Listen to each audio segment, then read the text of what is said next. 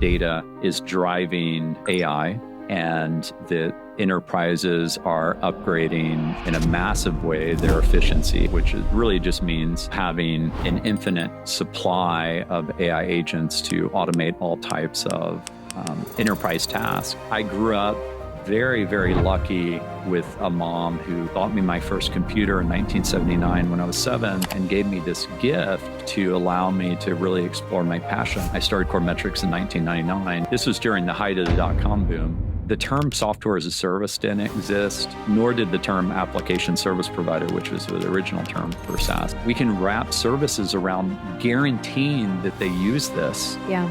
And teaching them how to use it and actually monitoring how they use it. That was the beginning of the software as a service movement. Humility is love. Love is humility. I really think that the reason Bazaarvoice was rated the #1 place to work is that it was the manifestation of love. If you lead with love, you will bring out the best in people. I actually think love is the very definition of God.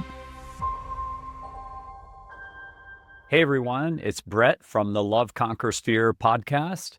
I'm really excited to share this episode with you of Let's Go There by my good friend, Carla Sublett. Carla and I are both in the Henry Crown Fellowship out of the Aspen Institute. We go to the Aspen Action Forum each year.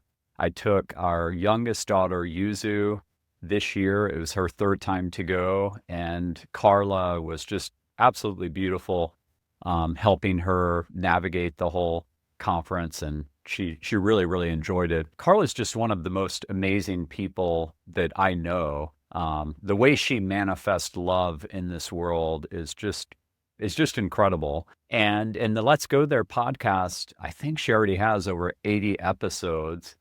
And it was one of the most fun interviews I've ever had. She brought so much out of me in terms of the questions she's asked me. And I hope you really enjoy this. It was aired on her podcast a while back, and I wanted to re-air it here. Thanks again for tuning in to Love Conquers Fear. If you're enjoying these, please share with your friends so that you can impact them as well. As you know, we've got 10 to 15 years to really make it to the age of abundance for all. And so it's going to count on all of us bringing the light to ultimately help manifest that age together. Thank you very much for tuning in, and I hope you enjoy this episode of Let's Go There with Carla Sublett. Brett is a devoted husband, proud father, and mission-driven entrepreneur. He's currently the Chief Executive Officer of Love Conquers Fear, a venture rooted in purpose and impact. He co-founded data.world, which grew into a global enterprise and was acquired by ServiceNow to power their AI platform. With his wife, Debra, he co-leads Hurt Family Investments, backing 146 startups, 47 VC funds, and meaningful philanthropic work. Previously, Brett founded and led Bazaarvoice through its IPO. At his core, he builds with love, courage, and a deep belief in what truly matters. Please enjoy my time with Brett. Hey, y'all. Let's go there.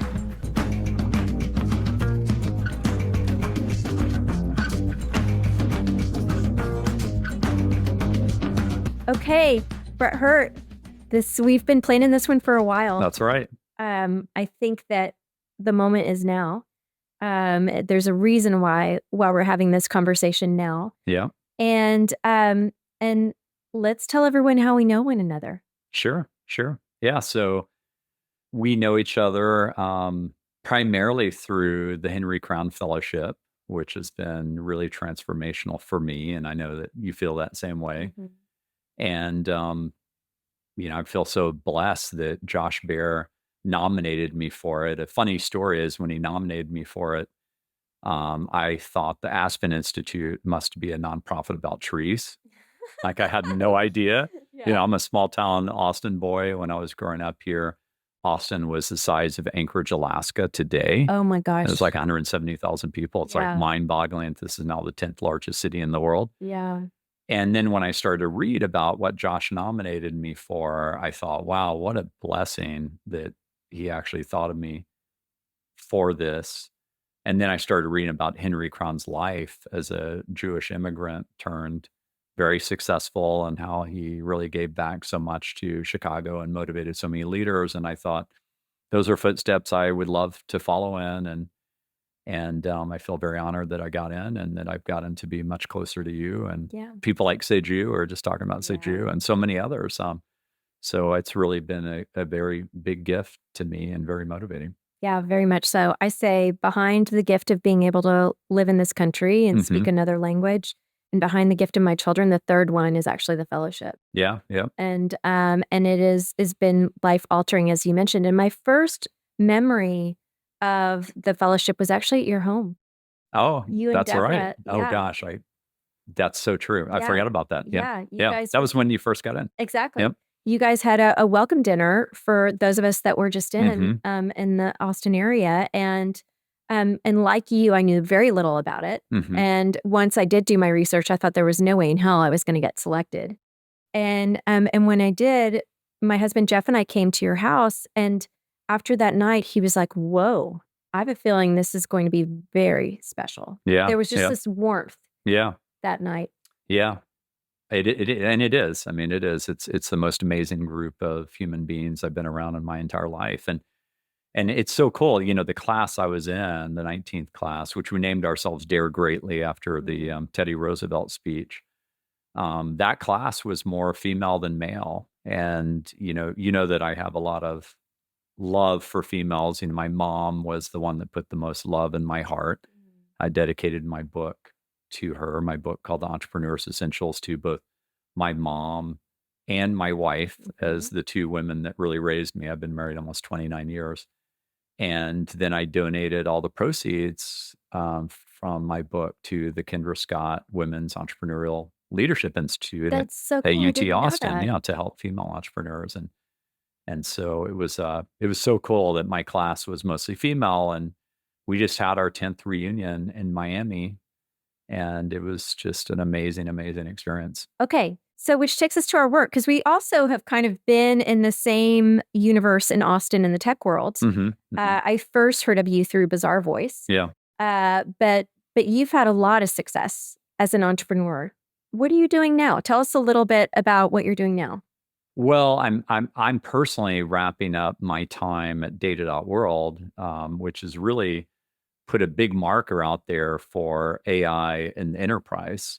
So it's now pretty obvious that data is driving AI, and that enterprises are upgrading in a massive way their efficiency. And this is really the year for agentic AI in the enterprise, which really just means, having an infinite cognitive supply of AI agents to automate all types of enterprise tasks. And, we just announced last Wednesday that ServiceNow is buying our company. And ServiceNow is one of the most amazing companies in the world. They have 10 billion in cash on the balance sheet. They are a company that is known as one of the best places to work. They are deeply embedded in companies' workflows. They have most of the Fortune 500 as customers. And, I am not going to ServiceNow, not because I don't respect the company. I really love the company, but because of the fact that I am really meant to be an entrepreneur. And that's staying true to my roots. I've been an entrepreneur since I was 24. I'm 53 now. And so I'm tooling right now to really gear up on a thesis I have about what's going to happen in the world with AI, quantum computing, robotics, to ultimately manifest a future of abundance for all. And, I probably will start a new company in Q1 or Q2 of next year. So I'm in the early beginnings of researching what that will be. And one of the things I'm going to do, in terms of the fellowship we just talked about, is really go out there and leverage the Henry Crown Fellowship, leverage my network through TED. I've been to TED, I don't know, 15 to 18 times. My network through a conference called Dialogue, my network through YPO, and all these things I've been blessed to be in, to talk with the most amazing entrepreneurs I know. I'm also, alongside my wife, we're investors in 142 startups and 47 VC funds. And wow, I've got a huge network through that, like of just incredible entrepreneurs that are really changing the world. And so I want to go talk with them about my theses and really take the time to be very thoughtful with where I think things are going and how we're going to make it there. You say, let's go there. Yeah. It's the name of your podcast. Well, where I want humanity to go is to this age of abundance for all. And it's a very different narrative than the dystopian narrative, which is frankly embedded in us because of science fiction. But it's not just recent science fiction like Terminator and The Matrix. It's also old science fiction. I'm Jewish. Like there's a story of Gollum in Prague, who the rabbi animated this stone Gollum, and the Gollum became sentient and self-aware and then destroyed the synagogue. And it's like interesting. I've actually have a Gollum at home that I look at every morning. It's right there on my bathroom counter that I got in Prague. And, so the dystopian narrative has been around for a long, long time. And I think we need to overcome that narrative. Yeah, for sure. You and I both agree on that. Mm-hmm. Okay, so let me ask you this: is that you have the Midas touch, if you don't mind me saying? Well, thank you. I've been blessed to work with really, really good people. So I really want to make that point. You never do it alone as an entrepreneur, and really good investors, really good mentors along the way for a long time. Well, that's actually what I want to ask about. Would you share the formula with us? So you're talking a little bit about your initial process, and you're giving us some insight. As we start to think of an idea, it sounds like one of your first steps is to go socialize it with the people you respect the most. Yeah. But what does the process look like for you, and what do you attribute your success to, along with team and everything else? Well, so I can tell you, I learned a lot from both my dad and my mom. They both became entrepreneurs when I was born. And they did that because they wanted to have the type of time to call the shots with where they wanted to spend time with us, me and eventually my sister, who I'm very close to. And I grew up very, very lucky with a mom who realized that I had this weird inclination, and there's no way to say it other than it was weird, starting in 1976. I was born in 1972. That, she got me Pong. That was the first Atari video console. You could only play Pong. There wasn't even a cartridge. It was just Pong. And you'd plug it into the TV. And I wasn't satisfied as a 4-year-old with just playing it. I wanted to take it apart and see how it worked. And she bought me my first computer in 1979 when I was 7, and then learned how to program with me and gave me this gift of unconditional love to allow me to really explore my passion. And I programmed over 40 hours a week from age 7 through young adulthood. And I got that from my dad in the sense that he was always an entrepreneur with my mom, but he would create physical products. He created one of the first halogen fishing lights in the world.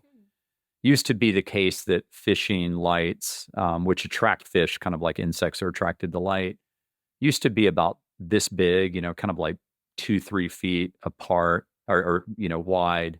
And they would often catch boats on fire because they were just so big and heavy and, hot, lights very hot. And he then created an halogen fishing light, which was about 3 inches wide, 3 times brighter than those big fishing lights, and would not catch boats on fire, had a very protective cage. And he was like a celebrity. I mean, I grew up with my dad being like the celebrity in those circles, and he would go fishing 2-3 days every week. He passed away at age 63, but we were all like, well, he lived his whole life like he was on vacation. And he really did. He really called the shots. And so, I was as obsessive as him about creating in the virtual space. He really did not understand that. And most family did not understand that for a long time. Like most family would tell my mom that she was ruining me, that I was going to turn out to be a loser, that I knew nothing about anything else besides programming. Wow. But that's Texas, and that's Texas back then. And, I wasn't playing football. I was just grinding and programming. But I knew that I really knew, I really felt blessed that I knew this, that the world was going to change through technology. And I knew that personally, I was born to be a part of that change. Like I really felt that since I was very, very young. And then I was right place, right time, right passion. My very first entrepreneurial venture, I always joke with people, the easiest way to be an entrepreneur is do something you know how to do that you can get paid for as a consultant. So I started Hurt Technology Consulting, not a very innovative name, during my first year at Wharton, where I got my MBA. I went to UT undergrad. That's where Debra and I met. But Wharton was really where I wanted to go for my MBA. And it was an amazing experience. I mean, I was surrounded by brilliant people. And I started Hurt Technology Consulting, and I was making $250 to $350 an hour at age 24. I could not believe it. And it was because I had this skill set that was so rare at that time, because I knew how to create almost anything online. And so I leveraged a Wharton network, primarily sell to Wharton alumni. They were like, I need to create this web application. I was like, I can do that. And then I started to employ Wharton undergrads in the management and technology program, which less than 1% of the people that apply to Wharton get into. Wow. So these are people like have perfect SATs, and they still can talk with you like a human being. Mm-hmm. They're not, like robots, because usually people that are that good at SAT that's really hard. I mean, that's really, they're almost like robotic. And so these are really wholesome people, and they were making, I was paying them like, $25, $30 an hour, billing them out at like, $85, $90 an hour, which was a good deal, because when I worked at Deloitte Consulting, I made 1/10 what they were billing me out at. Interesting. And so I was paying them a third what I was billing them out at. And that then led me to say, well, this is great, and I can always do this, and it's very good cash flow, and I was making a lot of money. But I really was meant to change the world through technology, not just do kind of this bit labor. And why don't I really swing for the fences while I'm young, and so I started to swing at some big ideas, created one of the first virtual communities called MBA Zone, created one of the first e-commerce sites called Body Matrix, selling things like sports nutrition products like power bars, protein powder, stuff like that. And then the big idea came along, which is really how entrepreneurship works, which is, the key is just to start doing something you think you'll be passionate about and see where it takes you. And life has a way of showing you what you should do. And the e-commerce site led to this just obsessive passion by working for my parents when I was a kid growing up at their furniture stores, to really understand what was happening inside this black box online where everything was masked by web browsers. Because in my parents' stores, I could ask them, how did you hear about us? And I could see how they're navigating. And I did my leadership paper at Wharton on Sam Walton, the founder of Walmart. He wrote a book, Made in America, primarily for his kids, on how to run a retail store. And he would actually disguise himself in stores as a customer and do everything he could to get the ground truth, and was just an amazing, soulful leader. And, and so here I am with this e-commerce site building analytics. And I went to friends at Wharton that were already working at cdnow.com and amazon.com. And those two companies were around the same size back then. A lot of people don't remember, because CDNow is not in business anymore. But Amazon only sold books back then, and CDNow only sold CDs. And if you're a young person listening to this, you have no idea what a CD was, but it was pre-MP3s, pre-iPods. It was these discs you'd put in, and you'd play music via these discs. And they're better than records in the sense that they wouldn't get damaged the same way. Although there's vinyl's had a big resurgence, right? As we know. And so I ultimately became really obsessive about that. And I talked to friends at CDNow and Amazon about what they were doing for analytics. And they said, no kidding, what you have built here for your own little e-commerce site is better than what we have. And I was like, you have to be kidding me. There's no way that's the case. And they're like, I promise you that's the case. At CDNow, I was like, well, what are you using for analytics? And they pointed at a shelf, and there was shrink wrap software. It hadn't even been opened. I believe that. It cost $300,000. Wow. And I was like, and it was this company called Crew. And I was like, why haven't you installed it? Like, I can't even imagine $300,000 at that age, right? Yeah. And they were, when I got married, I had $1,000, Debra had $2,000. That was our whole net worth. Wow. And I was like, you have to be kidding me. They were like, IT has no time to install it. Remember, this is pre-AWS. This is pre-Amazon Web Services. Yeah, there's Everybody's no cloud. building their own infrastructure. When we started Coremetrics, I spent 15 million just on the data center stuff Holy to be able smokes. to host, Walmart and stuff like that and CD Now. And was that through raising money?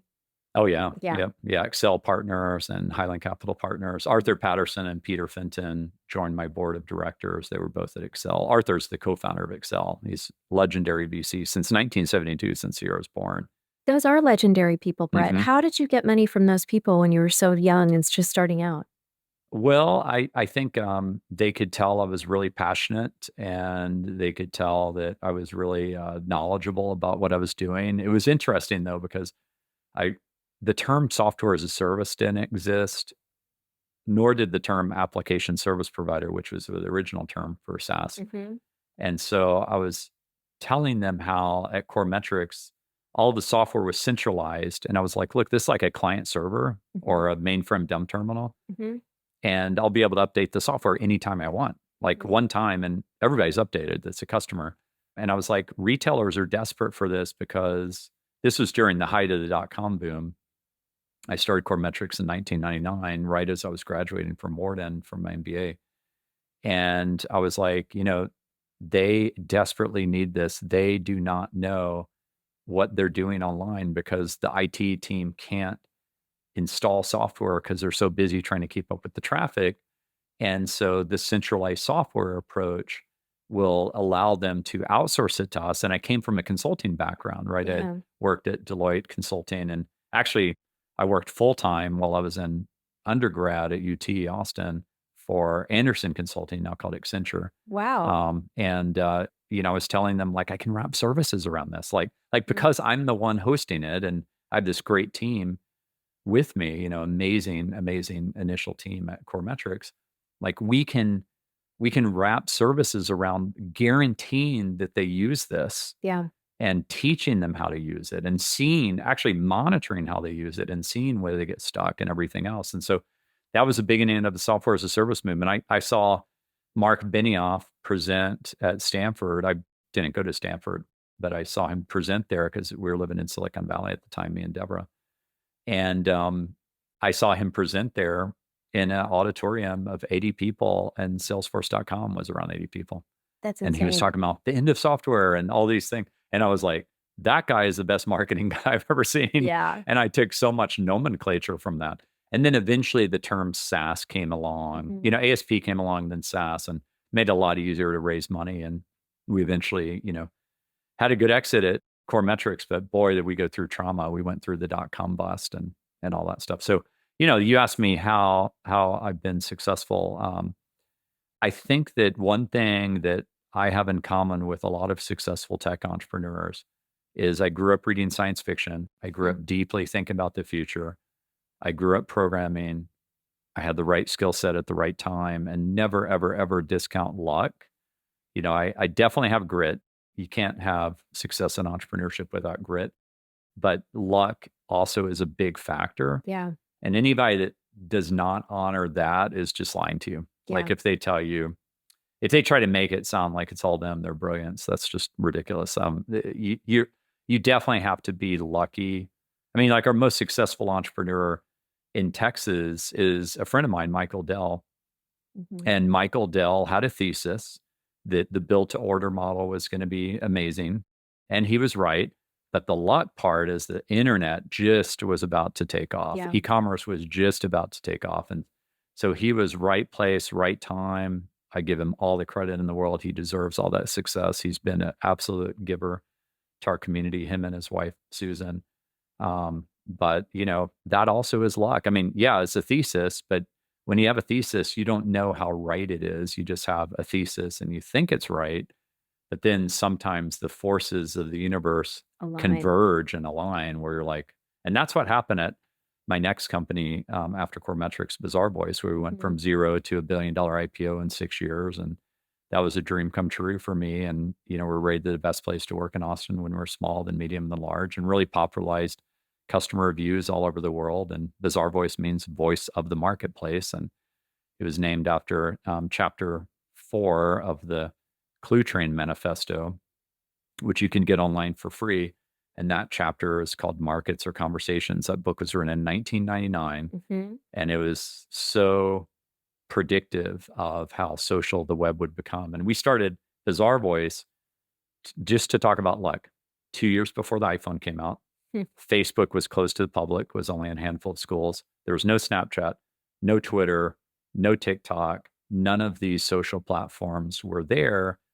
And there was a social media wave about to hit that all brands would be scrambling for. And the reason Bazaarvoice was so successful is it worked not just for retailers, but worked for all the brands like P&G and 3M, Sephora, all the L'Oreal, Lancome, all of those brands that sold through them. It worked on both sides. Yeah. So it was a two-sided market opportunity as a SaaS company, which meant that you had network effects between the business model where if you collected reviews on Tide.com, you could syndicate them to Walmart and say these reviews are coming from Tide.com customers. Yeah. And that created a phenomenal network effect. So I'm seeing some really interesting themes here, Brett. So, obviously there's the theme of problem solving. Yes. Which I see very much in you and the companies in which you've built. They're all kind of based on this thesis of, okay, I see this problem the customer's having and I can solve it. Yeah. The other thing that I'm seeing is this kind of culture of inquiry.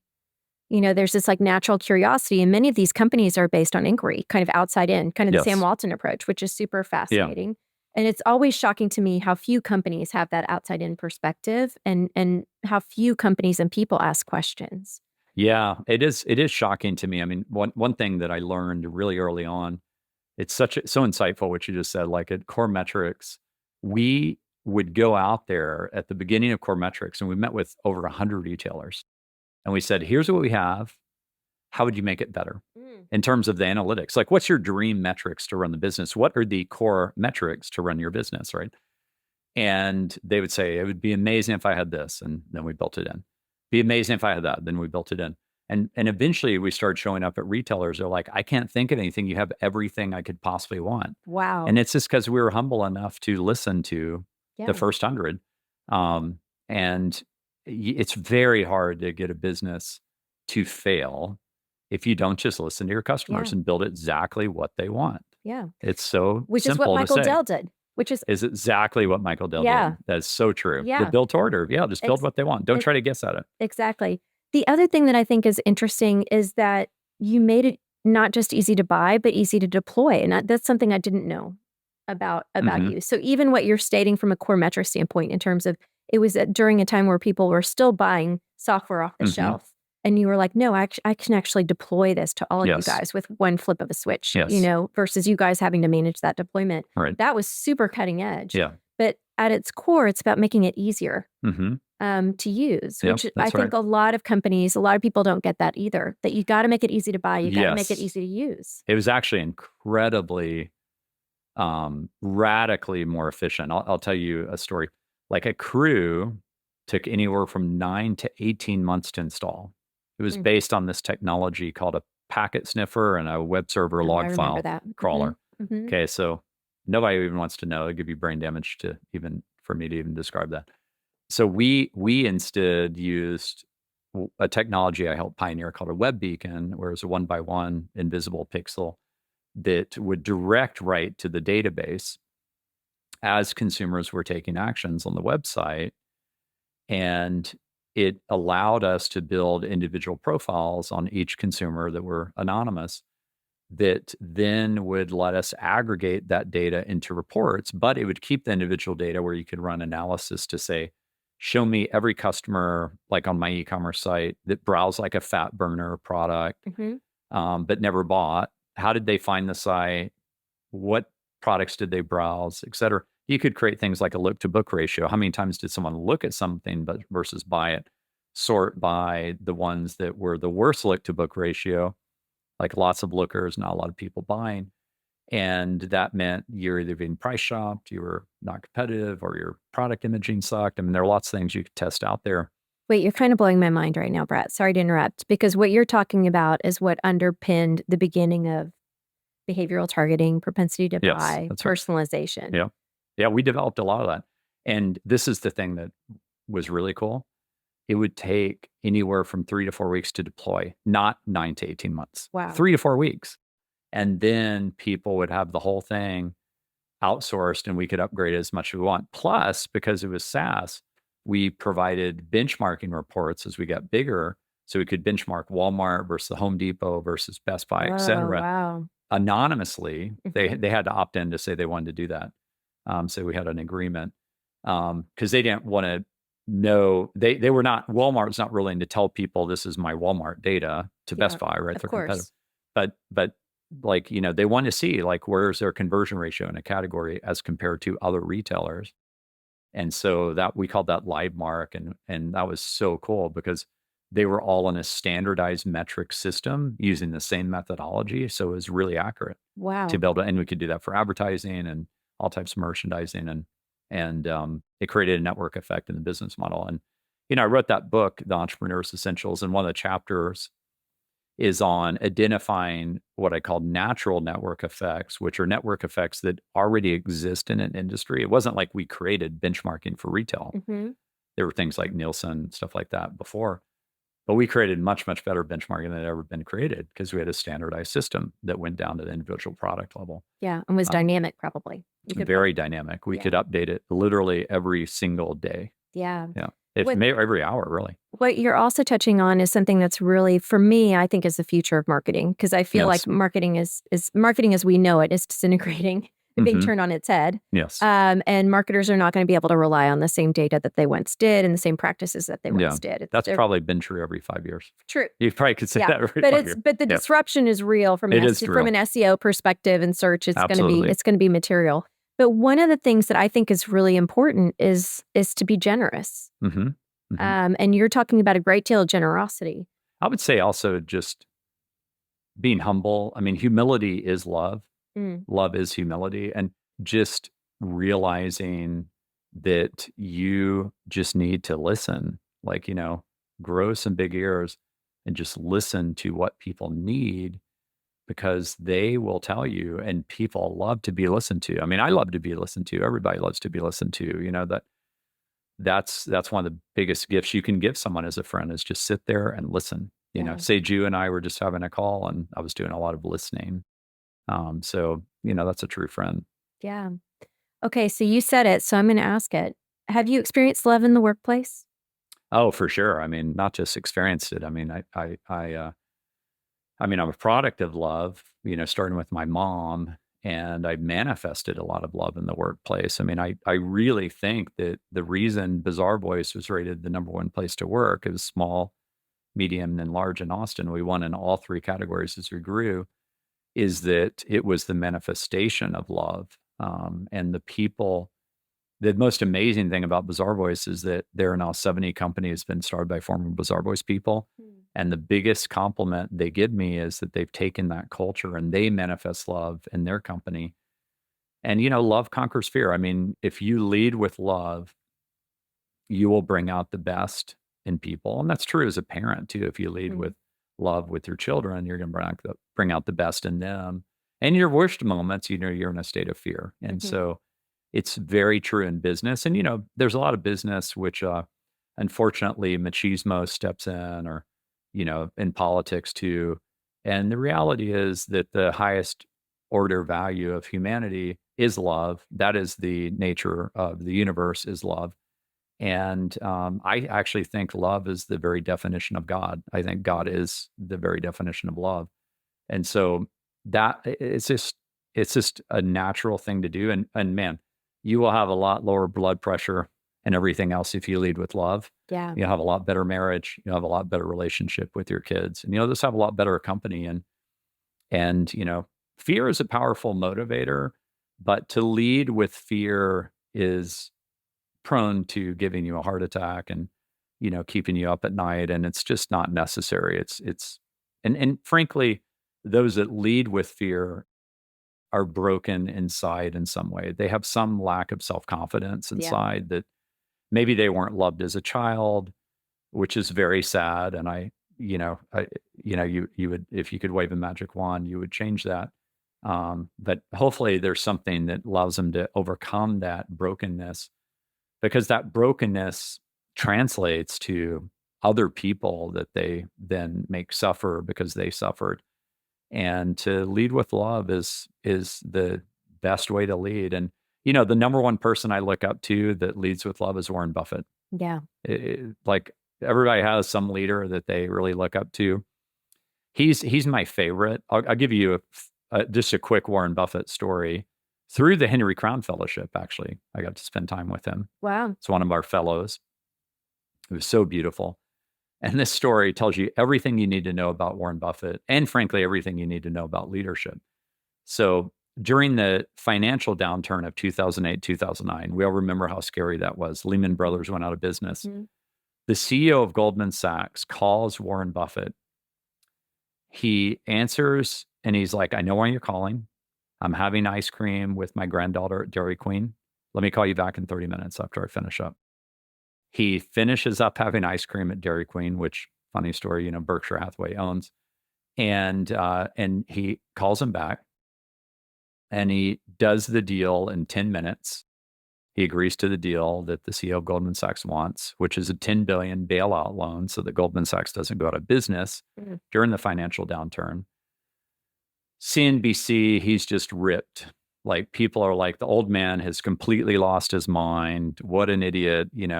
He's going to be wrong this time. It's going to tank Berkshire Hathaway.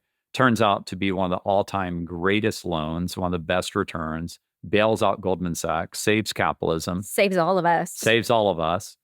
So what does that story tell you? First of all, he's a man who knows what matters. Mm-hmm. He's going to take the time with his granddaughter. Secondly, how can he make a decision in 10 minutes? He spends 3 to 4 hours a day reading. He already knows all the numbers of Goldman Sachs. He already knows why they're calling. He knows exactly what to say. That's why he can make the decision in 10 minutes. Third, he has conviction. He knows that that's the right decision because he's so studied. And he doesn't care that people are going to think he's a fool. And, and he doesn't rub it in when he's right. He's just like, hey, I did the right thing. I'm a believer in America. I knew capitalism was going to come back, that it was temporal. And it just tells you all you need to know. That is leading with love. Yeah. It's starting with his family. Yeah. Yeah, absolutely. Okay, so I want to talk, before we move on to the next topic, and we wrap up on kind of your amazing success from a career standpoint and entrepreneurial standpoint. I want to know, were there any hard lessons learned along the way? Because to hear you talk, it's just been amazing. Oh, there's been so many. But are there any stories you can share in terms of like really hard lessons learned? Oh, yeah. I mean, there's been many people that have really tried to hurt me very, very severely. I'll tell you, some of them just are timing lessons. I mean, Coremetrics during the .com bust, we went from 100 customers in 6 months down to 3 because our customers went out of business. Wow. Because we were a little bit too early timed. Mm-hmm. Like timing is everything in startup success. And Bill Gross, who co-founded Idea Lab, when he gave his TED Talk, he said that out of every company they analyzed, they invest in hundreds of companies, incubated hundreds, including Overture, which was the beginning of the bid model that Google copied that created the most amazing cash printing machine maybe in human history. Mm-hmm. That ultimately the thing that mattered the most was timing. Mm-hmm. So here at Coremetrics, our timing, we did not predict the .com bust. As a matter of fact, investors were telling me, oh my gosh, you guys are going to be worth $1 billion. I had an offer to buy the company a year and a half in for like $200 million. Would have made a tremendous amount of money. Everybody would have been high-fiving me. But I just did not want to sell. I was like, this company is going to be a big company. It could go public one day. And ultimately I kept going at it. We hit a total wall. I had to let go of 2/3 of the team members. I was excoriated online. There was this website called Fucked Company back then in the .com bust, which just excoriated me. The fact that we let go of all those employees, I had no choice. I mean, this was something where I had to let them go. People were posting pornographic videos where they imposed a photo of my wife on them. Oh my gosh! Just really, really vile, But it was that time. I mean, it was like Fuck Company was like manifesting that out of people, really trying to create a very big fear state. What morons, all that stuff. And there was a lot of that to go around. But the reality is we had no way to predict the dot-com bust was going. Yeah, of I remember when the Red Herring came out with that article with the dot-com bust predicting it, and they were right. And that actually happened. And, I wanted to crawl into a hole and just cry. And sometimes I did that. But ultimately, I'll tell you a story about that. I was probably 1 or 2 weeks away from cash out, like where the company was going to go out of business. And I was talking with Debra, my wife, until, I don't know, 2, 3 in the morning. And, I was in my 20s and I was just like, this is it, right? I mean, it's just, that's the end of the story. It's going to go out of cash. And, there were a lot of tears and I went to sleep and I woke up in the morning and I had a smile on my face. She's like, why are you smiling? And I said, because I know in my heart that I am meant to be an entrepreneur and I would do it all over again. Wow. And I went into Arthur Patterson's office, the co-founder of Excel, again, been a VC since 1972. And I guess I had the eye of the tiger because Arthur Patterson's like, I'm going to do something that nobody else is doing right now. We're going to write a $40 million check and you're going to be one of the winners because I really believe in you. And we turned that around and ended up creating almost a $300 million exit. Wow. But it was that close. And if you read my book on entrepreneurship, which, by the way, you can get for free online, so you don't have to just buy it. If you buy it, all the proceeds go to benefit female entrepreneurs through UT. But if you just read it, entrepreneuressentials.com, that line between success and failure, sometimes it's very thin. And it could have been the end of the story, right? And it wasn't. And part of the reason it wasn't because frankly, I manifested that in that time. Like I needed someone to believe, and I had the right guy to believe. Yeah. And if he hadn't done that, that would have been the end of the story. Now, it wouldn't have been the end of my entrepreneurial story. Yeah. But it would have been the end of that chapter. So it wouldn't have been successful. There are a few things that really are profound in that story that stand out to me, which is one, you actually let yourself feel. You actually let yourself grieve the loss of the company. That's right. And so often when we're in a fear state or we're going through something like that, we push those feelings down. And one of the things that I've learned through the coach that I work with is that when you let yourself feel, if you actually move the emotion, there's always clarity on the other side. And that's exactly what you're describing. You woke up the next morning with a smile on your face because you knew the answer in a way. I knew the answer, yeah. And the other thing that I think is very profound and special is, in particular, for those of us, I'm speaking for myself, who are very self-reliant and have a strong sense of responsibility, we don't always share with others when we're going through something like that. And the fact that you were vulnerable with Debra and told her everything that you were going through rather than trying to protect her from it, enabled her to be there for you. Yes. In a way that would bring you guys closer together versus pull you apart, which you see happen in those scenarios. That is super profound. And then the last thing I would say is, it all comes down to kind of a knowing. You have a knowing, whether it's a calling or confidence in yourself, but just a knowing that you continue to follow. Yeah. No, that's true. And one thing that just made me think of for the number 2 point is that my parents always involved me in the business, including when their business almost went out of business. I saw them punch through those times. And honestly, sometimes whether you're successful or not as an entrepreneur is if you can overcome your fear. Like if you can see beyond the fear and see the love on the other side. And sometimes you just got to push through, you know? And if you think about all the great movies we love, like Rocky and everything else, it's like where they did that, right? Yeah. It's where they ultimately overcame their fear. And that's kind of the entrepreneur hero's journey. It's just a false narrative that you do it alone. There's always people that help you along the way. And I always do everything I can to honor those people. And I can truly tell you, like, I would not have gotten into Wharton. When I got into Wharton, it was the number 1 business school, and it's always been the top 3. And it was Debra actually that helped me get in there. I kept on failing on the critical reasoning part of the GMAT, and she was like, "Hey, let me help you out with that." And as I read her the question, she would get everyone right without even looking at the page. Wow. I'm like, "How are you doing that? You're getting like 100%." And she told me, "You're overthinking things. Go more with your gut instinct," and start doing that. And then I scored high enough to get into Wharton. Wow. But it True was partner. her. Yeah, Yeah, it was true. her that really helped me through that. So, and she's all the most important decisions in my business have been informed by talking with her, including at data.world. And so, yeah, it is a true partnership, and we always make investment decisions together. And sometimes that's frustrating because I'll have high conviction and she'll be like, "Nope, thumbs down." But you have to honor that. Yeah, I love that. That's a true partnership when you can go toe to toe like that and Yes. challenge each other. Yeah. Okay.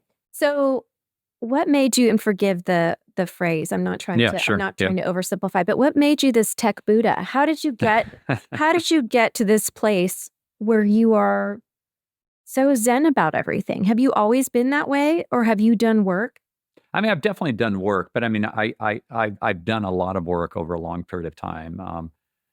After Bazaarvoice went public, I spent a little time in retirement. I actually thought I was retired, and I'll tell you what was going on in my head because you would be right to think, well, why would you retire when your whole life purpose was to create a better world through technology? And you'd be right to critique me in that way. But what was going on in my head is my dad passed away at age 63 and my mom passed away at age 65. And the one thing Brett, I'm sorry. yeah, thank you. And I miss them a lot. But the one thing that they said to me is they said, "Hey, when you become successful, however you define that, um, hopefully you'll slow down a bit." Mm. And they meant that out of love. Like Yeah. it was not a lack of love, but they were more lifestyle entrepreneurs. I mean, they lived a great life. Like I said, my dad was like, he was on vacation every week. And, my dad would joke with me and say, like, you never did get that lesson to just kind of like slow down. Like when I was 10 years old, he got an offer from Walmart to sell his products in all the Walmart stores. And he turned them down. And I was 10 and I was like, "Dad, how can you turn them down? This is your chance to go really big." And he sat down at a small table and he looked me straight in the eyes and he said, "Son, you may realize the value of keeping life simple one day, or you may not. That's your choice." Wow. And he kept life simple. And I have not kept life simple. My life is very complex, but I love my life and I feel very balanced. And so, so I wanted to try on their lifestyle. I was like, okay, that was a message they gave me out of love. Let me just try it on.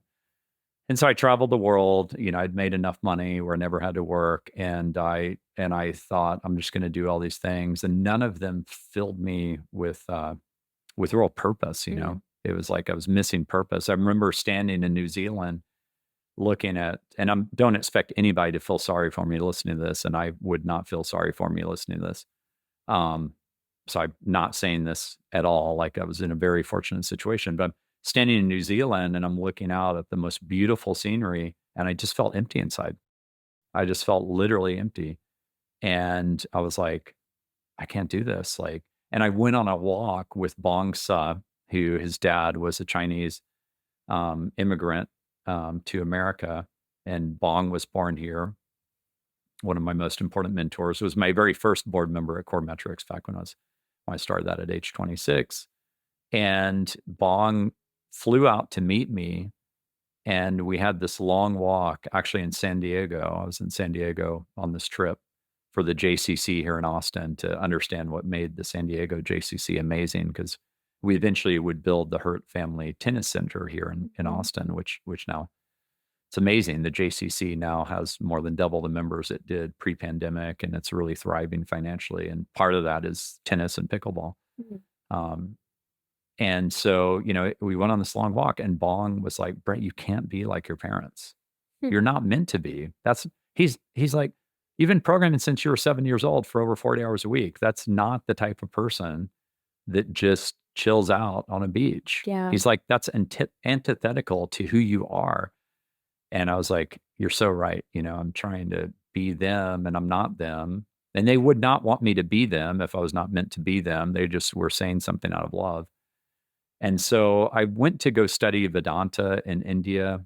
Really, the whole premise of Vedanta is one of the oldest, the Vedic philosophy living a happy life is to gain control over your mind, that your mind ungoverned is like a child. It can go between states of worry about the past and anxiety about the future. And you can spend 10 years in that state and miss everything in the present. Mhm. And so I learned some of those practices.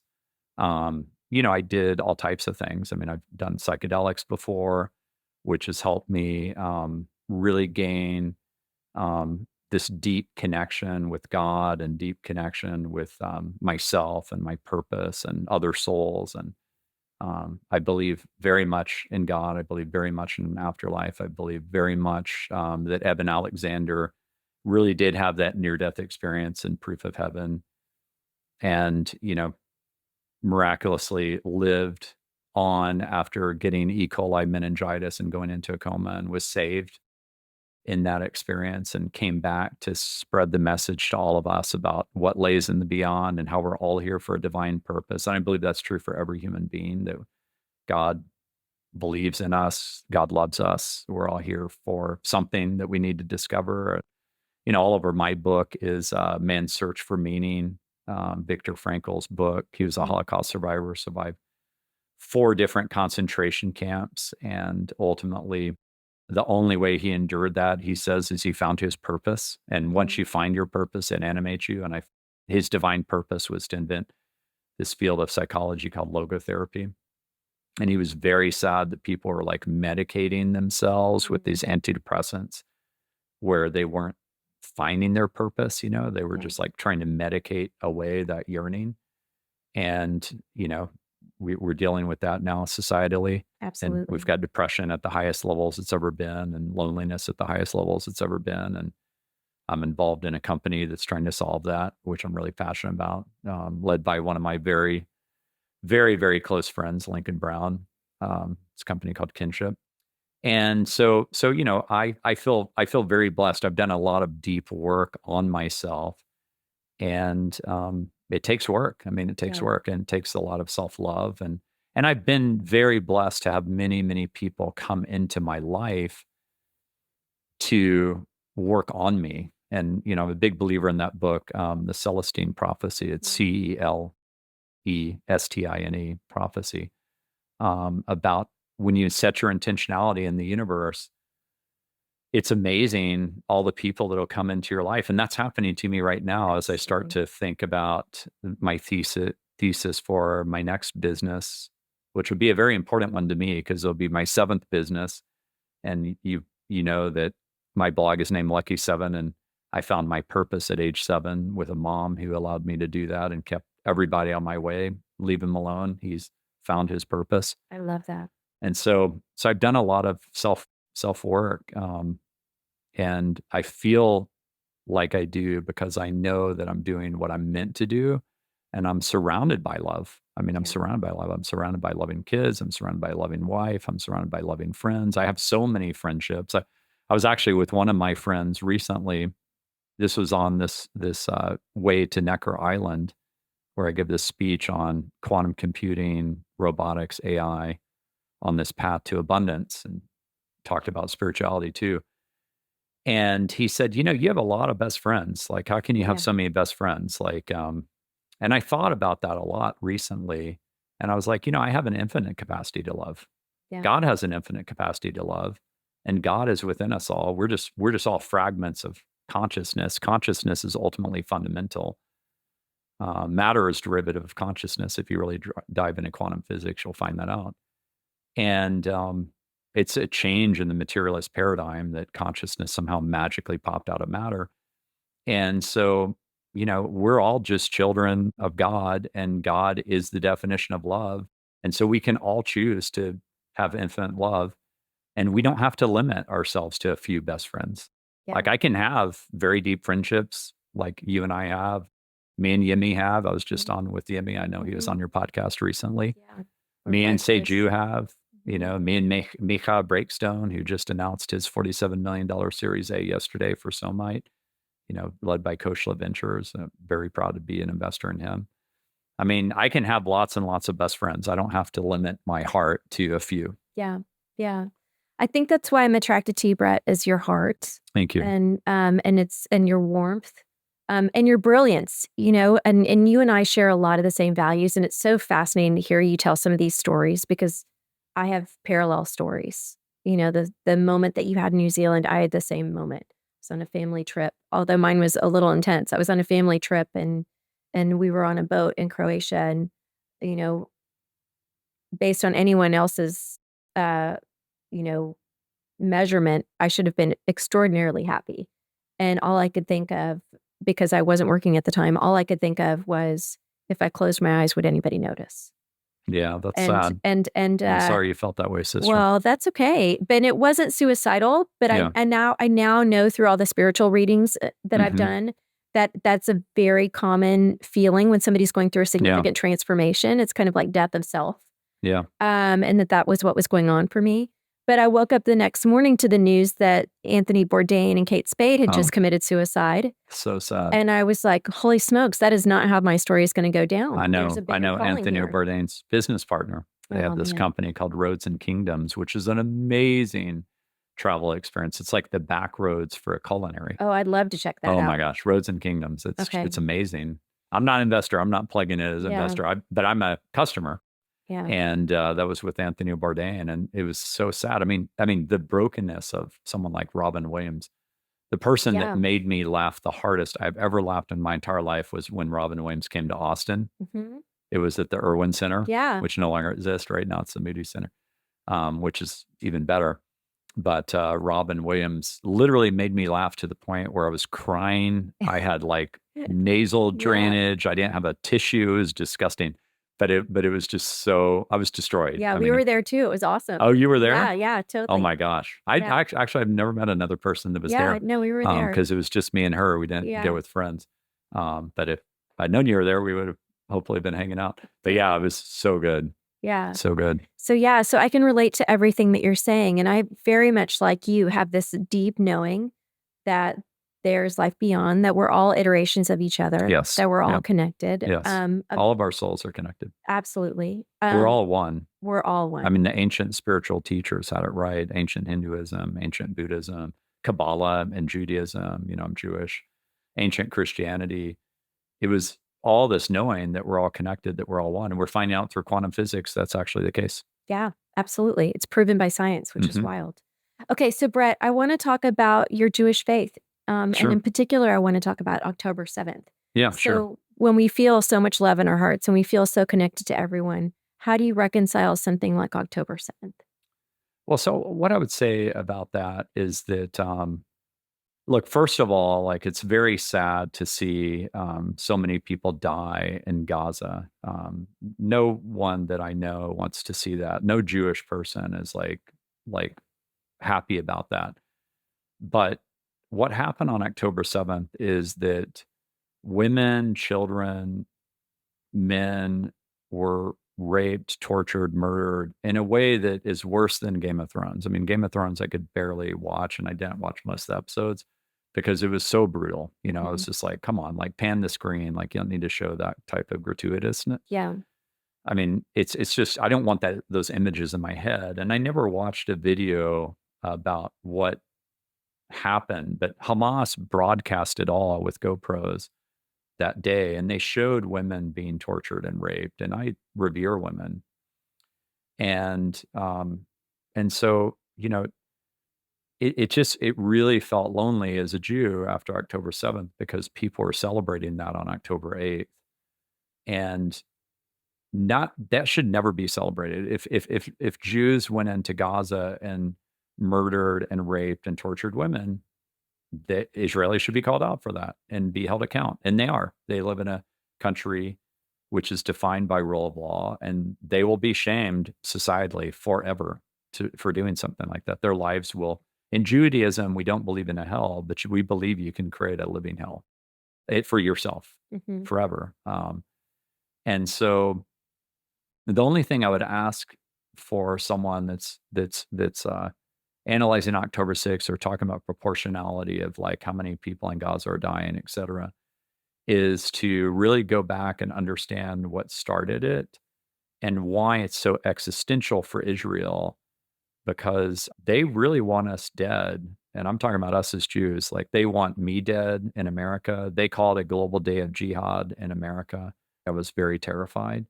And that's what they want, right? And that's how terrorists win, is they want fear to conquer love. And they want fear to conquer love, not because they love their people. Like, Hamas does not care about its people at all. That's why they hide behind them and use them as shields. And it is a fact. It's a propaganda war. And they are ultimately controlled by Iran, who is the largest exporter of terrorism. And so I'd just say, just get educated and don't fall into simple narratives. And I saw it in the fellowship. It was really sad in the fellowship that it became a simple narrative. And I've written a lot about it. I wrote some of the most important pieces of my life about October 7th and getting people to understand the history. And so I wrote 3 pieces you can find on Medium about it. One on the 1-month anniversary of October 7th, one a year later than that, and one about the campus protest. And I would just ask people to get educated that it really matters.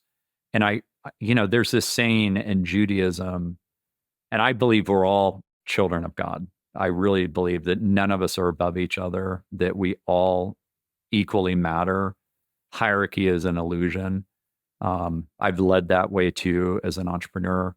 Every single person at data.world matters as much as every person. We're all just playing our role. Absolutely. I do not look at myself in some kind of high and mighty way as a CEO. I'm literally just playing a role. And then I go back home and I do all the things a dad does. And being a dad is very humbling. Sometimes you really screw it up. But I will say this about Judaism. We say that we're the chosen people. It's in the Torah. Here's what I believe about the chosen people. We are the canary in the coal mine for humanity. The Holocaust was a siren song for humanity. It was a clarion call to say never again. And October 7th was the worst attack on the Jewish people since the Holocaust, with more brutality than could even be imagined. Like, I never want to watch these videos. I never will watch these videos. IDF actually went around showing excerpts of these videos to people that would watch, because it was like, bear witness. I never went. Yeah. I don't want that in my head. Yeah, great. But they showed it because they're like, we want you to see what happened. And they majorly edited out. They did not show the rapes. They did not show what happened to the women. And I made the mistake of reading one article about that in the New York Times about what happened. I literally had nightmares for months. I'm not kidding. For months after October 7th, I was having nightmares. The only way I work through that is writing.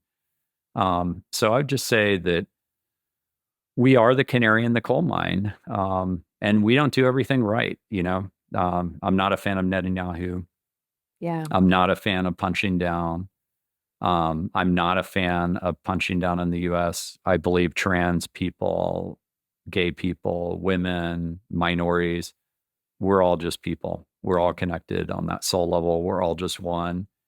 And we have to have love conquer fear for the future of humanity.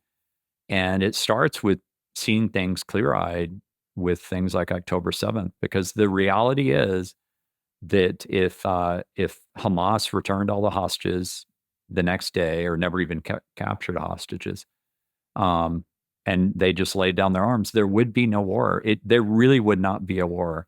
And the only reason it continues to happen over and over again in terms of Hamas attacks and Israel responds is because Israel is in existential fear of losing everything post-Holocaust. Like, if Hamas takes over Israel, it's over.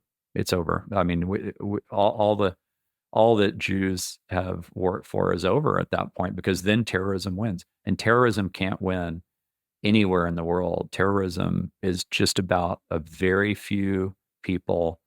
Again, hierarchy is illusion. If you took all the people in the world that are oppressing the rest, it's probably 1,000 people out of a world of 8 billion. And, Gandhi proved that you can just stand strong and not use violence.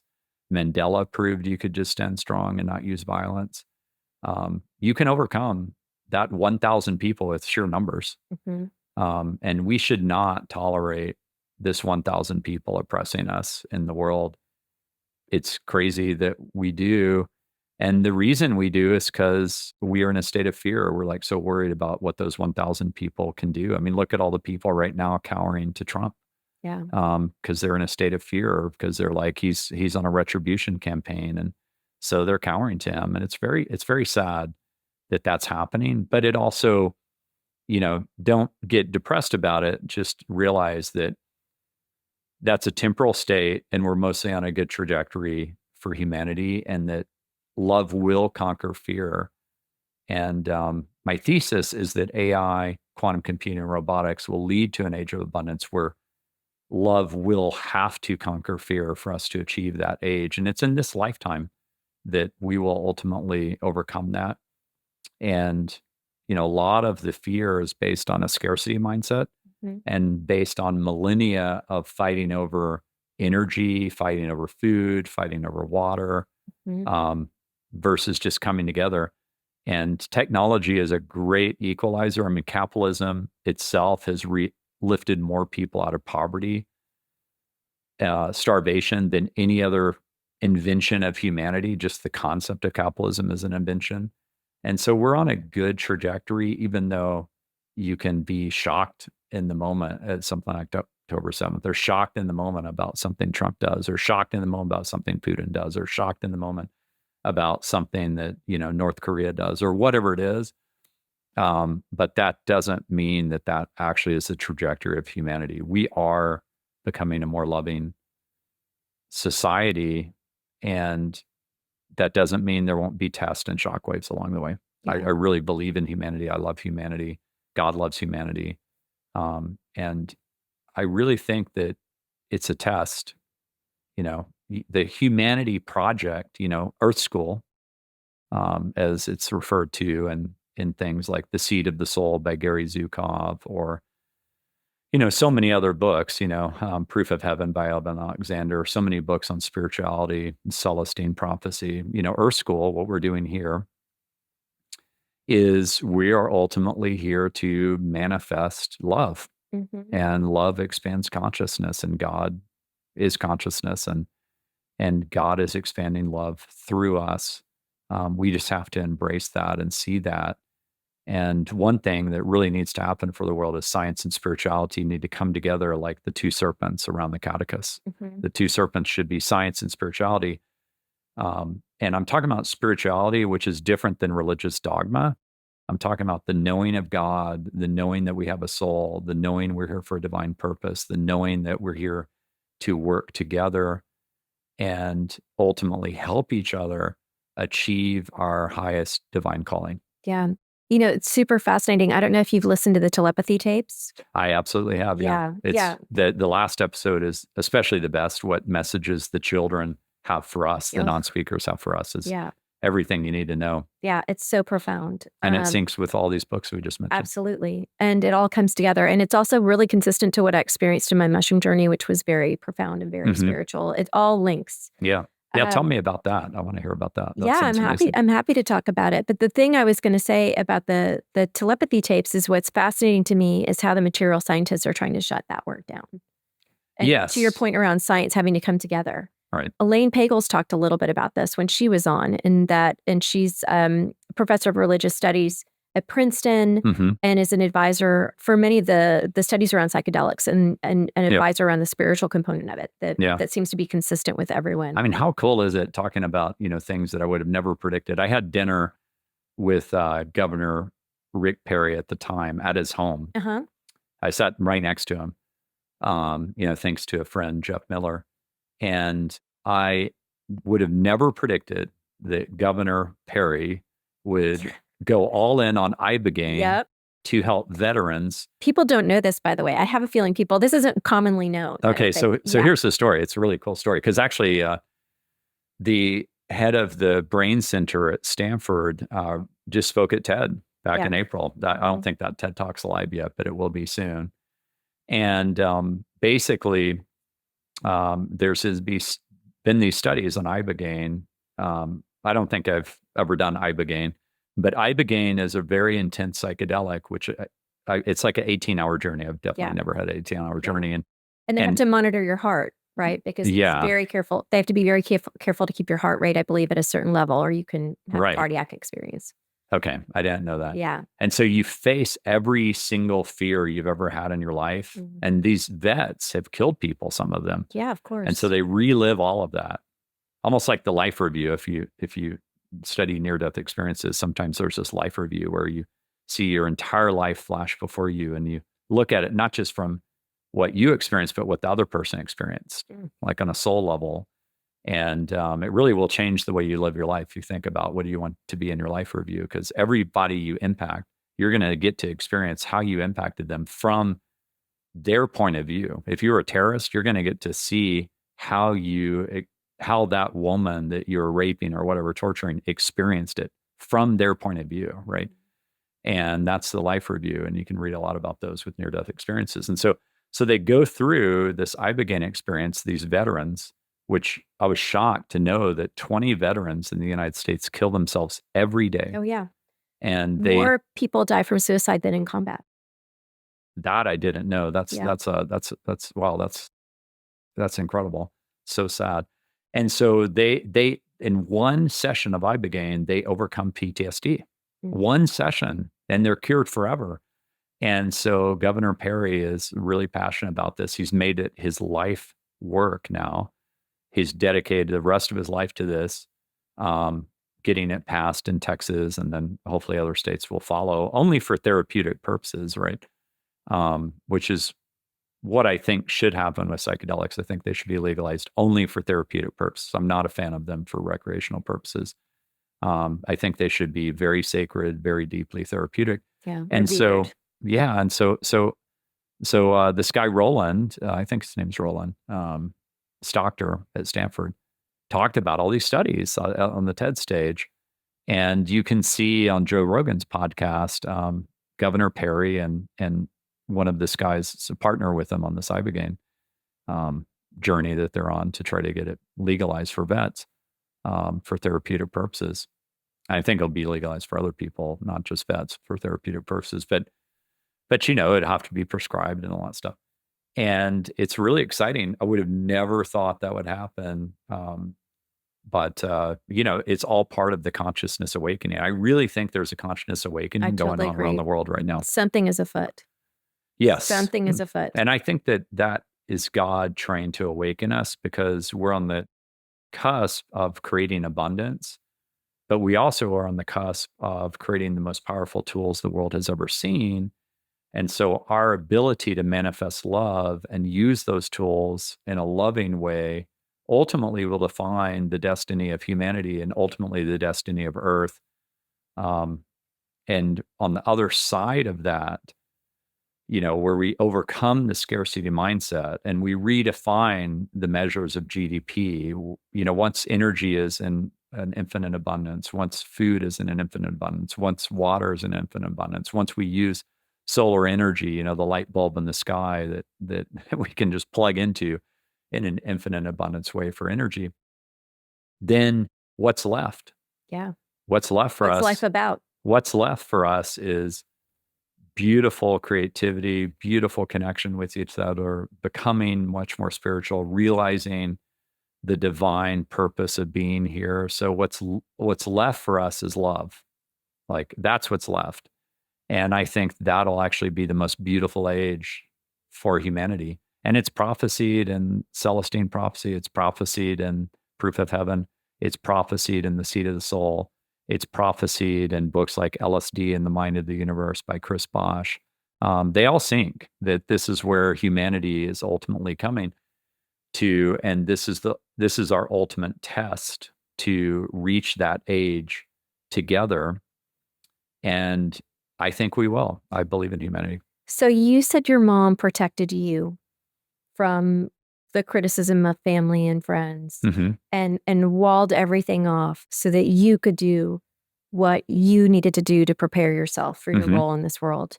How are you now parenting to prepare that? It's a great question. Given where you see things going.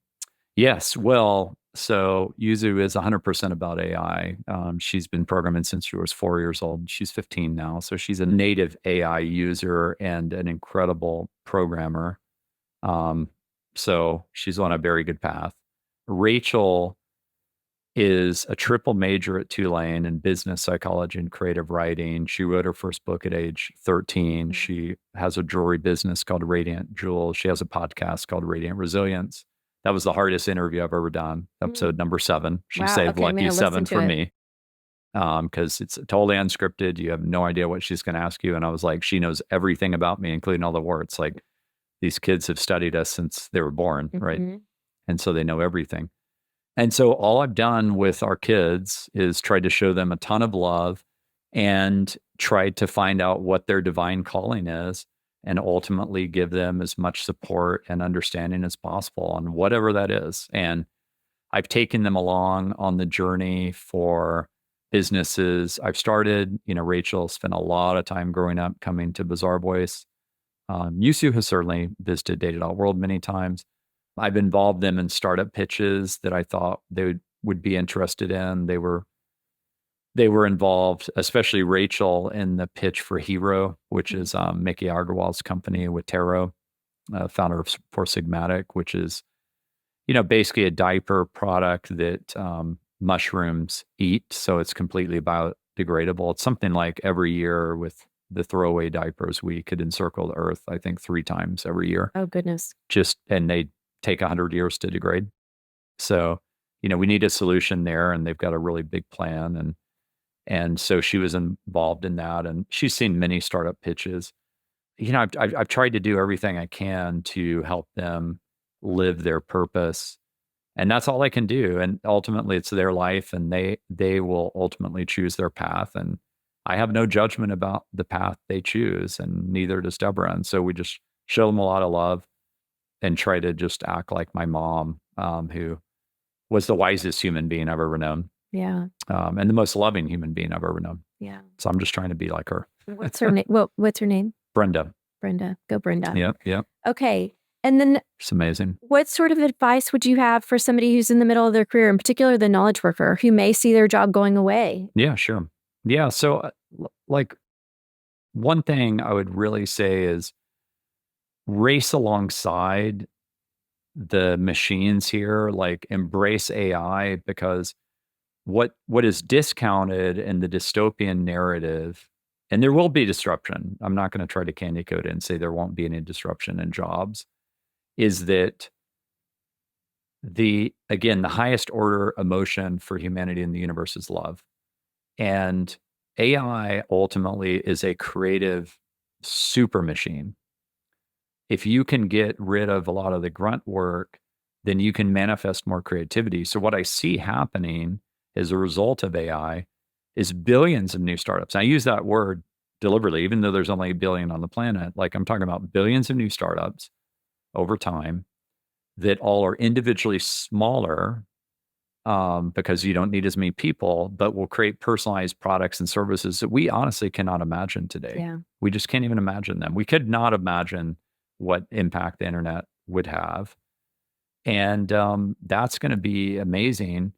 And so the more astute you are in working with AI, and if you're not working with AI a lot today, I really encourage you to do so, because you're going to be a much more capable human being if you embrace it. And, that's why I was early on the Austin Next podcast with Worley. A lot of people forget that the moratorium call was March of 2023. ChatGPT launched November 30th of 2022.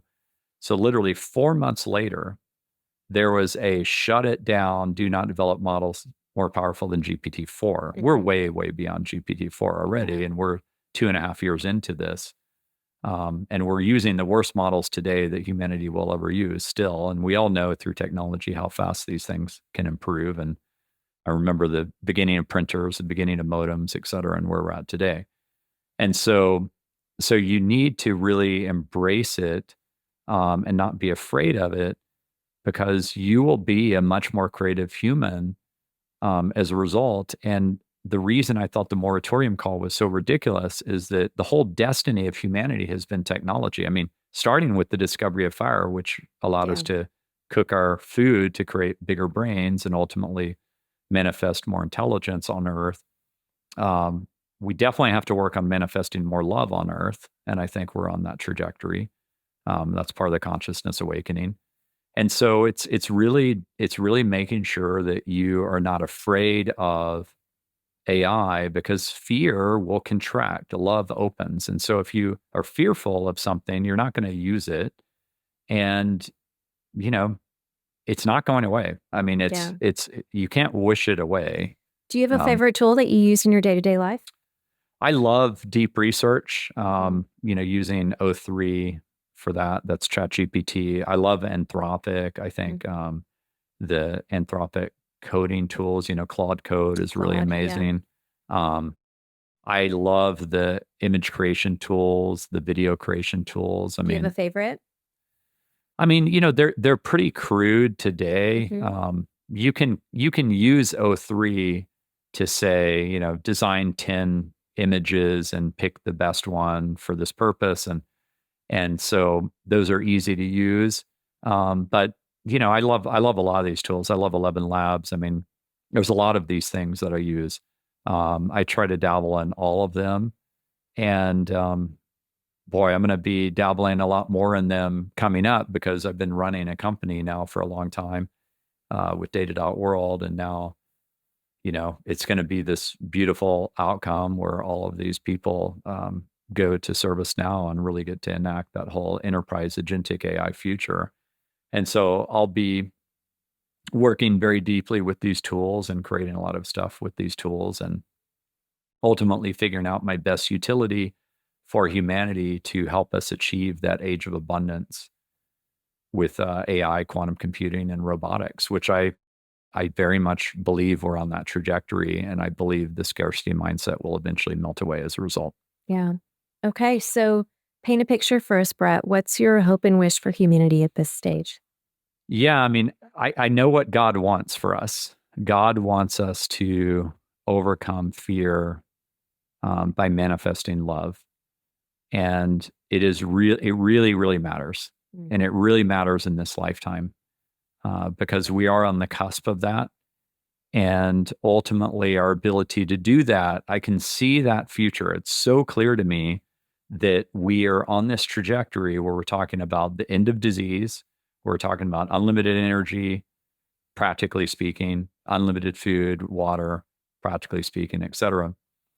And this world of creativity that we can't imagine, this world of love that we can't imagine today, and this world of abundance that we can't imagine today. We're on that cusp, but it's rocky, and it's rocky because we're locked into a fear mindset. I'll tell you a statistic that not a lot of people know, and part of this is because we spent so much money during the pandemic that we're kind of warped in terms of numbers now.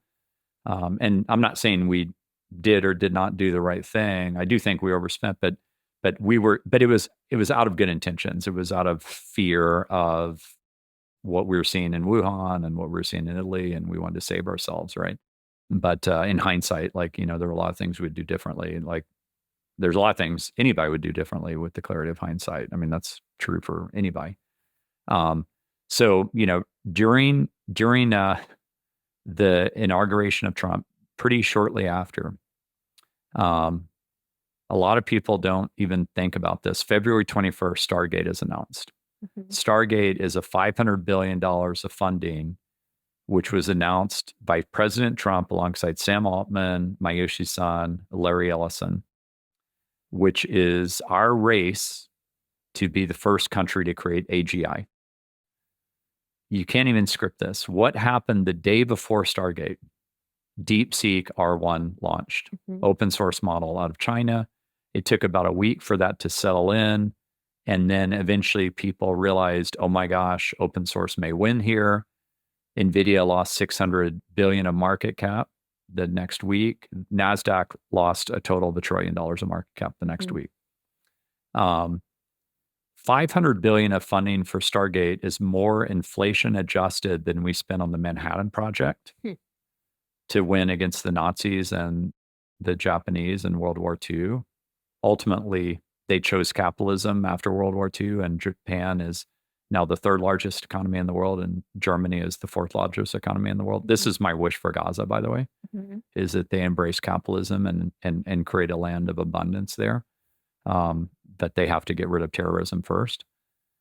So, here you have more funding that was spent on the Manhattan Project, inflation adjusted, more funding that was spent on the space race versus the Russians, inflation adjusted. Inflation adjusted, that's $260 billion, what we spent against the Russians to say, if they win control of space, it's fear-based, right? And so now we're locked in a fear-based mindset versus China on like, if we create AGI before them, then we rule the world. And if they create AGI before us, then they rule the world. And it's such an illusion because what are we actually going to do with AGI? Are we going to destroy the whole global market to oppress the world? No. Is China going to destroy the whole global market to oppress the world? And I actually think in a way, and I'm no fan of the Chinese government, but I think in a way that DeepSeek R1 is almost like a peace offering. It's almost like saying like, hey, open source is going to win here. And Meta, believe it or not, is a peace offering with Llama 4. Llama 4 is incredibly powerful. And it's like a peace offering saying, hey, and one of my favorite books of all time was Neil Stephenson, who's a very good sci-fi author who wrote a nonfiction book called In the Beginning Was the Command Line. And he predicted in that book that Linux would win the internet. And it did. And I'm predicting right now that open source is going to win AI. Yeah, it's going to win. For sure. And open source always wins. Let's be clear. It usually does. Yeah, it definitely. I mean, it's just many versus a few, right? And that was what we were talking about earlier. Like 1,000 people control the world, and the rest live in fear sometimes of those 1,000 people. So the many definitely can manifest love to conquer the few, and conquer fear. Yeah, I mean, this is the ultimate test for humanity, and quantum computing massively accelerates the whole thing. We are on the cusp. People are not talking about. Yeah, which blows my mind. Yeah, they're not talking about it enough. But watch the 60 Minutes on it because it's very interesting to watch that. And the number one thing you'll learn in watching that, besides the geeky cool things about quantum computing and quantum physics, and kind of the spirituality, they take a whole spiritual bent on it too at the end, fascinating. a mysticism bent at the end, which is something I very much believe in. I'll tell you a quick story about that in a second. But the number one message they're communicating is that we have to win versus China on quantum computing. They're like, if China wins quantum computing, we're screwed. Yeah, it's going to be ubiquitous. Yeah, exactly. And so the one story I'll just tell you real quick diversion. I was at TED last year. Harmit Nevin, who's the head of the quantum computing division at Google. He's this, German guy, really fun guy. I bet it's really fun to work with him. He's got sunglasses on his head. He looks like he stepped straight out of a William Gibson cyberpunk novel. It's like this, really fun, gregarious guy. And he was showing a stable quantum computing calculation. And he said, the only thing we can figure out on how this is working is it must be computing in a different dimension. Whoa. Okay, he says this at TED. Whoa. Okay. And then the press release comes out on the Willow chip at the end of last year, Google's new quantum computer chip, which has already been bested by others since. This is December of last year. And they do a calculation on the Willow chip that takes 5 minutes using qubits, which can be a 1 or a 0 or a 1 and a 0 or neither, all at the same time. It's the wave function in quantum physics, which requires the observer and then it collapses into material. And the way a classical computer works, including our modern day supercomputers, is they're all based on bits, which can be a 1 or a 0 and only a 1 or a 0. They can't be in this superposition state. And that calculation, which took 5 minutes on the Google Willow chip, would take 10 septillion years on a classical supercomputer. Okay. To put that in perspective, that is a 10 with 25 zeros after it.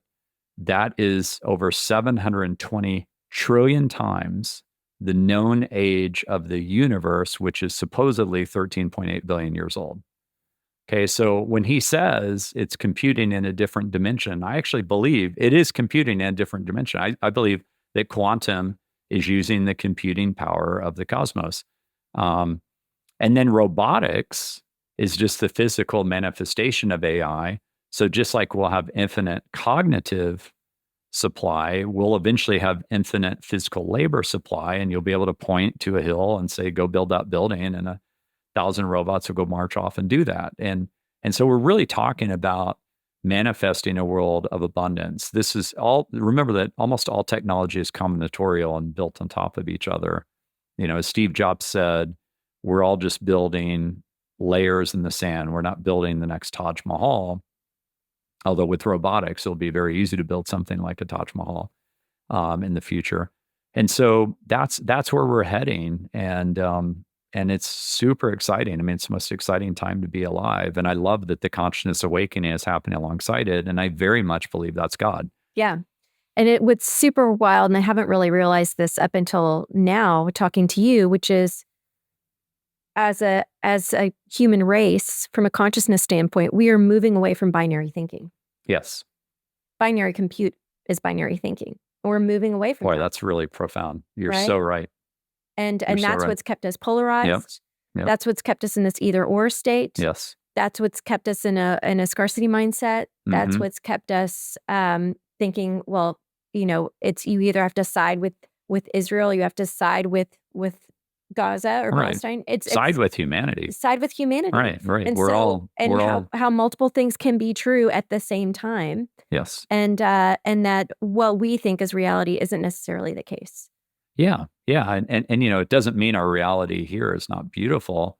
It just means that if you read books like The Celestine Prophecy and The Seed of the Soul and Proof of Heaven and so many others, that you'll realize that actually it's much more beautiful than you can imagine. Totally. And that there is a beyond. And I'm quite certain you and I have been here before. Me too. And somehow our souls were connected, and here we are, hopefully delivering a message that helps people in this lifetime. Yeah, me too. I strongly believe that. I have a strong and deep knowing that is true. Yeah. Okay, so to close us out, Brett, what would you say to the person that's experiencing fear right now? They're looking at the world through the lens of fear. They're seeing they're seeing the Trumps, the Netanyahus, the Putins. They're seeing the things that are happening in the world. They're looking at the kind of bubbly markets, and they're full of fear. Yeah. What would you say to them?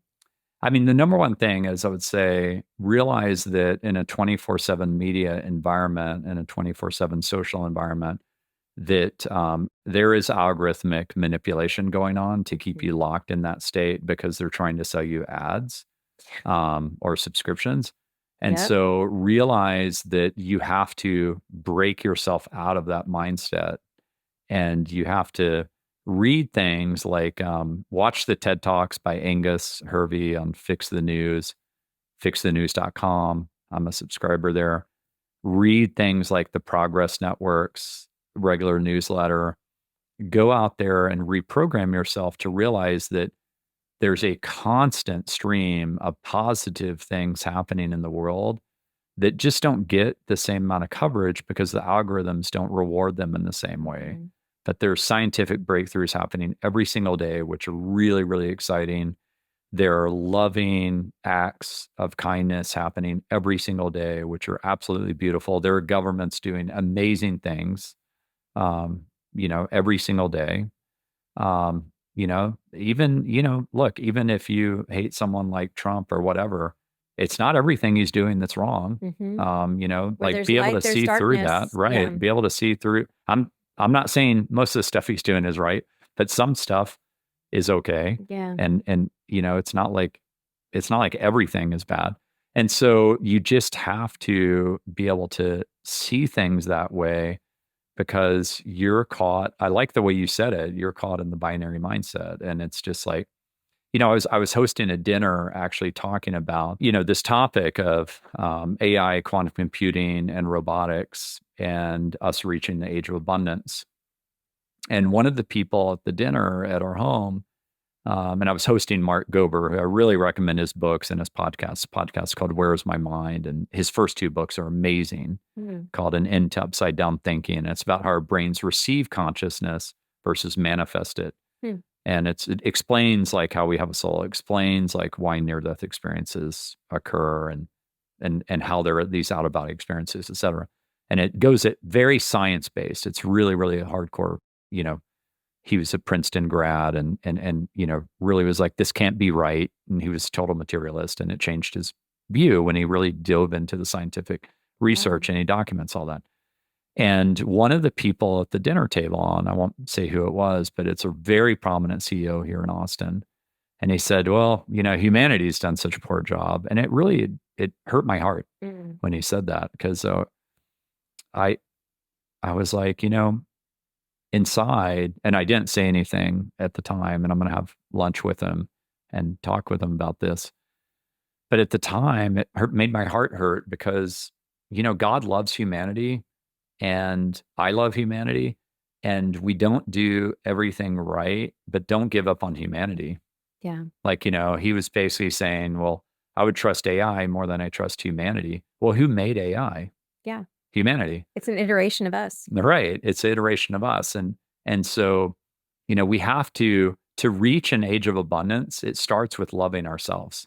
Yeah. We can't get there without loving ourselves. So we have to internally have our love conquer fear. And imagine what type of world it would be if every single leader in the world had conquered fear. Yeah. If they led with love. And truly loved themselves. And truly loved themselves and overcame their brokenness, whatever it was, you know, if their parents were really mean to them, et cetera. I mean, look, my dad was pretty tough on me. You know, my mom was all love. My dad would say things sometimes like, I didn't want you guys, you know, I can't wait till you move out. Whoa. That's weird. I got that same message. That's wild. But ultimately he and I did reconcile, and before he passed away, it was all about love. And he definitely, you know, expressed a lot of love and knew that I was on the right path, and was very happy that I became so successful. So I don't harbor that, you know, but I had to overcome that. Yeah, for sure. So, because that was hard. That cuts deep, right? Yeah, we can't speed bump that. No, I know. When I became financially successful, he tried to take credit for it. And I said, I want you to know I wasn't your science experiment. Like, I ultimately had to overcome that, and I will not do that to our kids.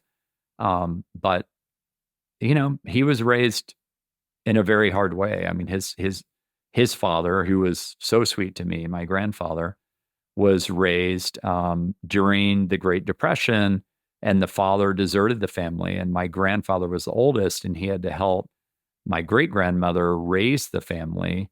And he ultimately was very smart, and he put himself through UT by tutoring people often in subjects he didn't know. And he ultimately did not want to take the risk and became one of the most famous mathematics professors in the world. And, you know, he was so loving to me. I mean, he was so loving to me, but he was not like that with my dad. And that then transferred through my dad to me. But my mom was so loving that it overcame that and then some. Yeah. And so, you know, you have to repair your brokenness to ultimately love yourself. Yeah.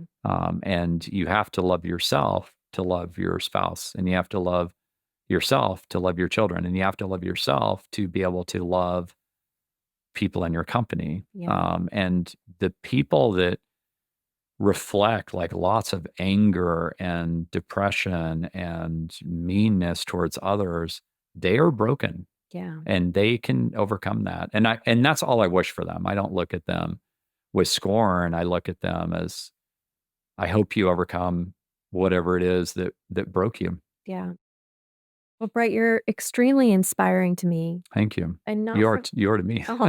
And not for the reasons people would think. I mean, yes, you've had tremendous success financially as an entrepreneur, but it's your heart and the way you raise your children and the way you move through the world and the way you treat people that I find extremely inspiring, and I wanted to shine a light on. And well, so thank you. I'm so glad our listeners got to get a view of that, a peek into your heart.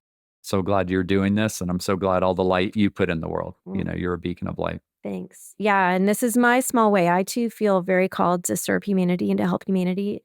It's not clear for me what it is yet, but I'm listening and I'm here and I'm ready. You'll figure it out. So yeah, but you're going towards the light. You're a beacon of light, and ultimately, God will work through you, and you'll figure out what your divine calling is. And there's just no doubt it is. And hey, this might be part of it. I think this may be. this may be. But thank you for your time today. You bet. And I want to have you back.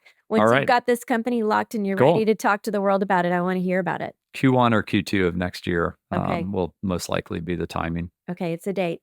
Yeah. Okay, thanks, Great. Brett. Thank you. I appreciate it. Yeah. Love you. Love you.